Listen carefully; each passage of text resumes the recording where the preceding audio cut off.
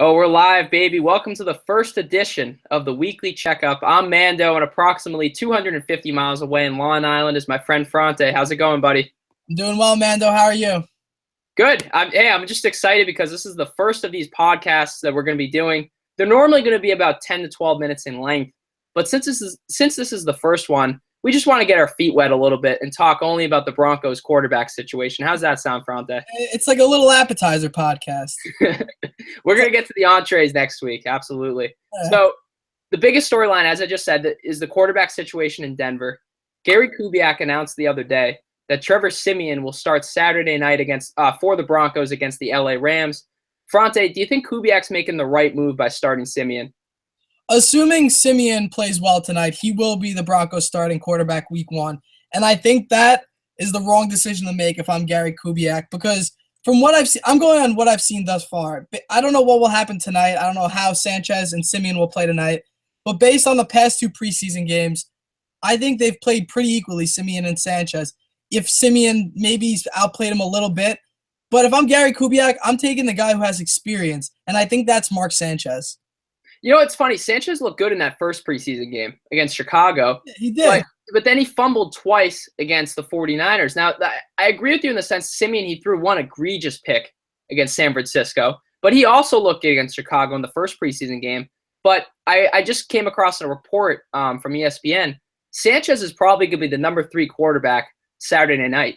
So what that says to me is that he must be doing something horribly wrong in practices for Kubiak to not only put Siemian over him, but put Lynch over him as well. I think there's validity what you just said about, starting the most experienced quarterback. But given that Denver has an outstanding defense, they need to go with the quarterback that protects the ball the best.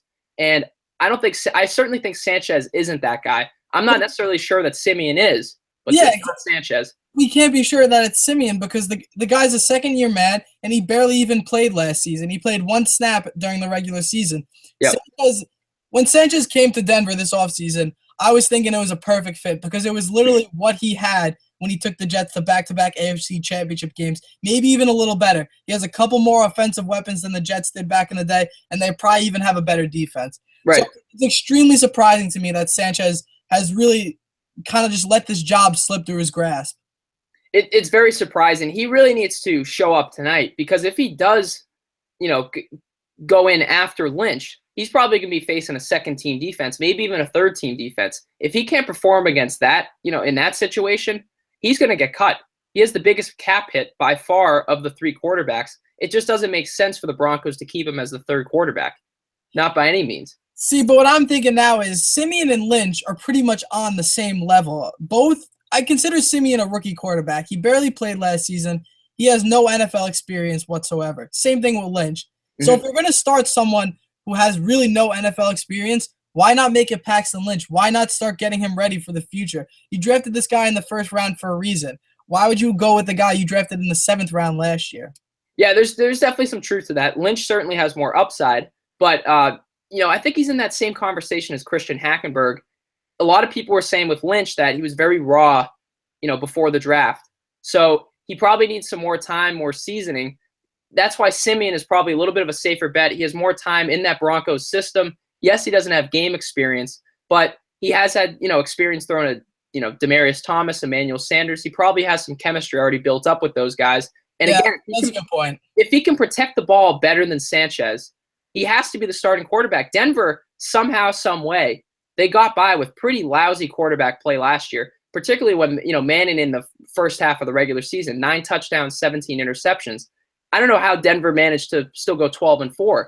Fact is they did, though. If Siemian can protect the ball better than Manning did, I think I think Denver's in good shape. Now, look, I'm not betting on the Super Bowl. I'm not betting on them to win the Super Bowl this year. I'm sure you're not either. But they could still make a deep playoff run. Yeah, I mean, defense wins championships, and when you have a good defense, they can take you as far as your quarterback will let them take you. Siemian, if he's going to be the guy for the Broncos, he has to play mistake-free football. He has to let his defense do the work and then put up points when he has to. But bottom line is he can't be making egregious interceptions. He can't be fumbling the ball. He's got to be the game leader. I think we both agree on this, though. If Siemian plays well tomorrow night, Kubiak's going to name him the starter. Oh, yeah, absolutely. The 3rd preseason game you typically start, you're the ones for most of the game. So Simeon starting the third preseason game tells me he's probably going to go into the second half. Absolutely. Or maybe a little bit before halftime he gets taken out. Yeah, we don't. We can't read Gary Kubiak's mind. No, I'm sure he wants Lynch to have some time to go with the ones. Definitely. Good points all around. Yeah. So we're all done here, I guess. All done. That was the appetizer. We're gonna get on to the entree next week. We're at Fronte. I think we should come in with NFL predictions for the season next week. It sounds good for me. A little bit longer next week, though. It's the entree, right? The entree. This was the appetizer. We're gonna get the entree served to you next week. Awesome.